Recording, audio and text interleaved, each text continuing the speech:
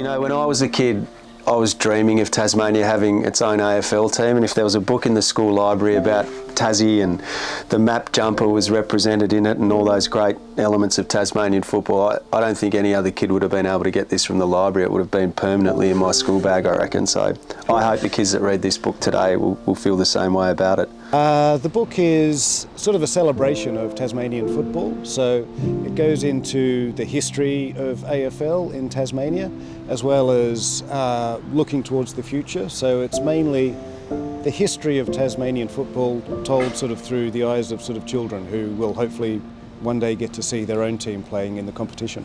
I think it starts with the idea and it sort of germinates in your mind initially, and there are elements that you think could be worked into a book. So it might be the 1967 famous goalpost final between Wynyard and North Hobart, so that can go in there, or some imagery that you want to include of kids playing in a hedge at Coimbra, all those sort of things that I remember vividly as a kid. So you get the idea in your head and then you start to get that idea down into paper and onto paper, and I like writing in verse, so it's getting the bits and pieces to rhyme, and the rhythm and the beat of the story is important as well.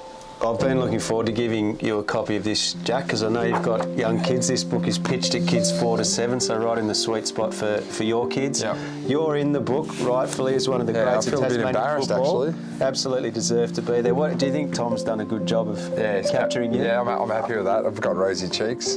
But I think I like the detail. So little things that I remember, like even this page here with the TFL logo and chicken feed. Like my dad obviously played for Clarence, and that was the emblem logo that was on the front of the jumper. Cascade on one side, and then the TFL chicken feed there, and everything. I mean, whether you grew up in the city or the country in Tassie, there's a connection piece for everyone into this, and a dream as well. Even the little detail, so he's got the crows in there, and I reckon that's might even be a Lyle Gormanston that they're playing. So he's gone to a lot of trouble Tom's not from Tasmania, but he's gone to a lot of trouble to understand Tasmania. Well, I wanted to sort of be as accurate as possible, so I actually made a trip down to Tasmania last year. So me and my mate hired a car and we did a road trip for about 5 or 6 days, sort of just having kick to kick in lots of different sort of country ovals, sort of mainly sort of the Highlands and northwest Tasmania. So just to sort of try and get a flavour of as many of the locations and what the ovals look like. I think I like there's one scene with a girl in the paddock sort of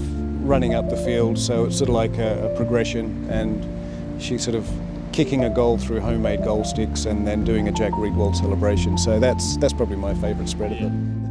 That's very much what our backyard was like, bordering on paddocks. Goalposts in the paddock, would be down there kicking the footy all the time. A few cows in the paddock dodging different bits and pieces that the cows left behind. And then just all the different places around Tasmania. So some of the famous grounds that I remember going to as a kid, Devonport Oval, obviously the big penguins in there, he gets a run.